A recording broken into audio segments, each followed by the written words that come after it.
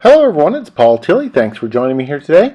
Today we're looking at section 1B, compound interest. And this little video is an overview. First, we want to understand what the concept of compound interest is. Compound interest is interest upon interest. Let's say, for example, you put $100 in the bank.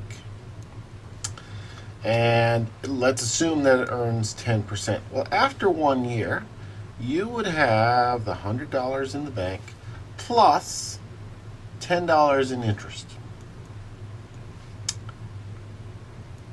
for a total of $110. So this component here would be the interest component. We saw in chapter 7 and 6 that simple interest just simply applies the interest to the principal amount.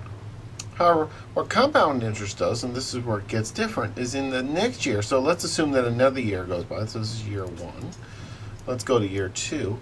In year 2, what we're going to have is we're going to have the interest being applied to the full amount here. So in other words, we have $110 in the bank because the 100 plus the 10 that we earn in interest is 110. And then 10% interest will be applied against that. And if you look at 10% interest on $110, it is $11. So actually, in the third year, year 3, we'll have $121. So essentially, what compound interest does is it applies interest to the interest that was earned in the previous period. So the interest, what we say, builds up on top of each other and it compounds. And what you're going to find is that compound interest tends to take this type of swing to it. So that as time moves along, compound interest grows and grows and grows and grows at a quicker rate because, again, the interest is compiling on top of the interest.